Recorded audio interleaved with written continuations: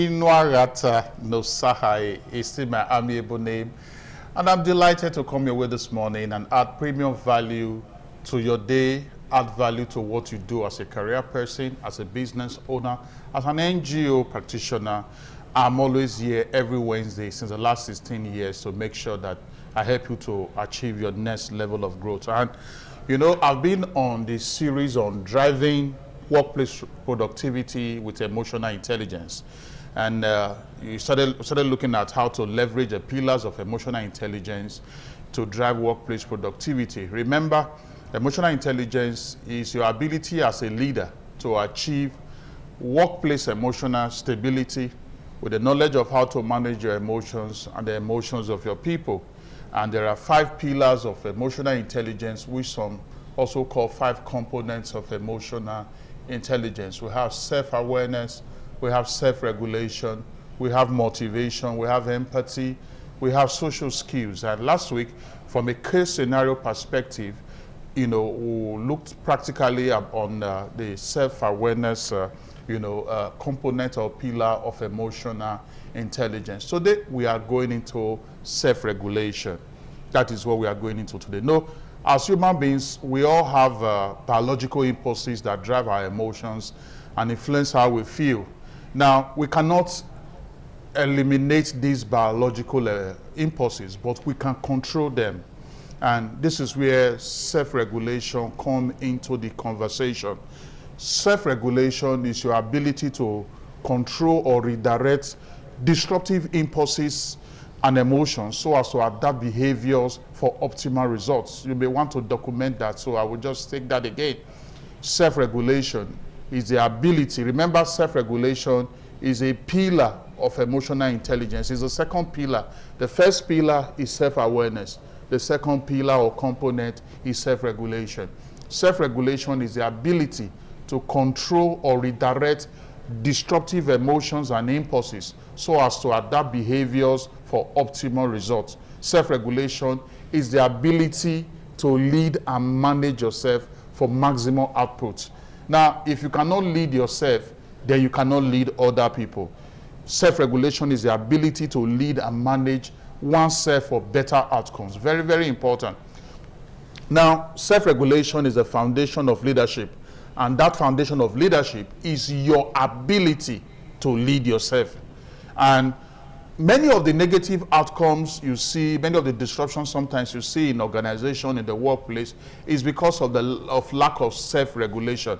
And you know, this morning we are looking at self-regulation, the key pillar or component of emotional intelligence. And like I said, we are going to be looking at it, you know, from a case scenario perspective, and we are going to be situating that case scenario in a state government-owned hospital in Nigeria. Remember, self-regulation is the ability to control or redirect disruptive emotions or impulses so as to adapt behaviors for optimal results. Now, this is the case scenario in action, a self-regulation case scenario in action at a state government hospital.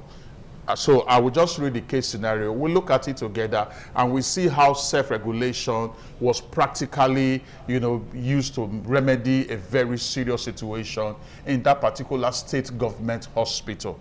Now, I read thus. It is a busy weekday morning at the accident and emergency unit. A patient who was rushed in during the night died while awaiting emergency surgery.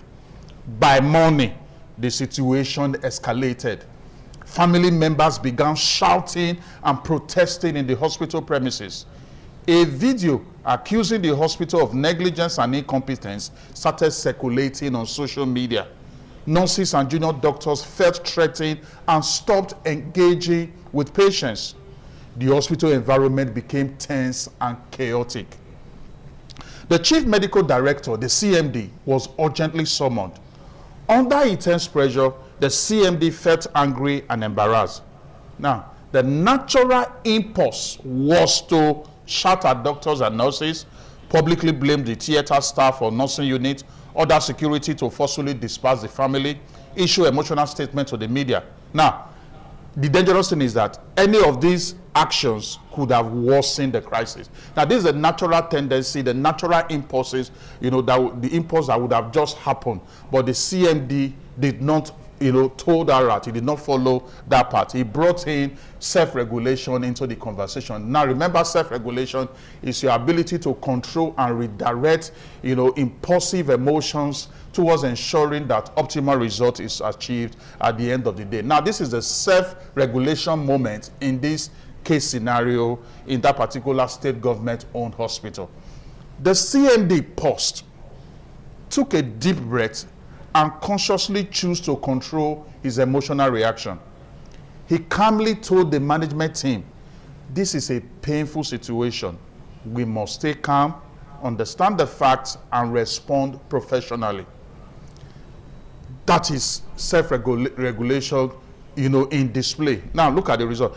That emotional restraint immediately reduced tension among staff. Rather than shouting, the CMD spoke firmly but calmly. He reassured frightened nurses and junior doctors. He instructed security to maintain order without aggression. He asked for facts, not excuses. Because the CMD remained composed, self-regulation. Because the CMD remained composed, staff felt safe to speak honestly.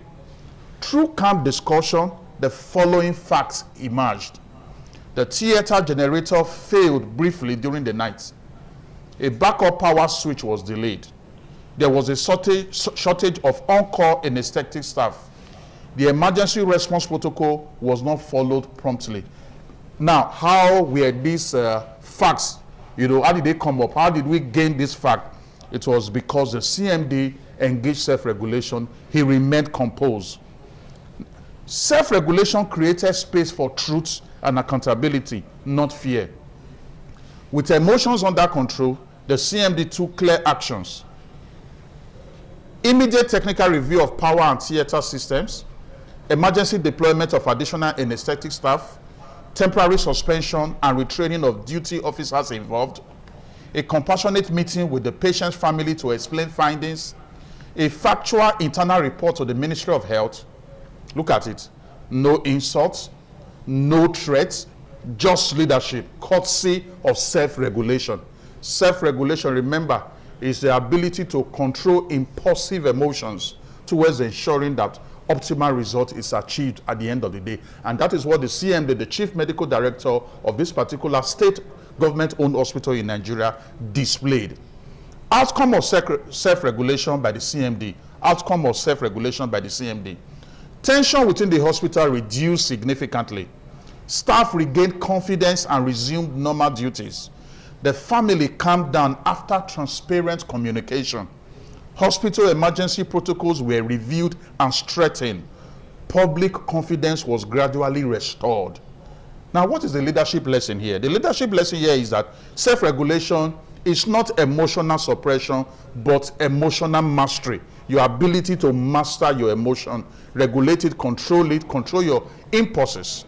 Now, by controlling his emotions, the Chief Medical Director protected staff morale, ensured accountability, and restored order. So, your takeaway here today is that self-regulation enables leaders to think clearly, act fairly, and protect lives. Now, this is the power of self-regulation, a key component, a key pillar of emotional intelligence. Remember, emotional intelligence is your ability as a leader, to ensure workplace emotional stability with the knowledge of how to manage your emotions and also manage the emotions of your team members. And this is exactly what the CMD, the Chief Medical Director in this particular state government-owned hospital in Nigeria, displayed.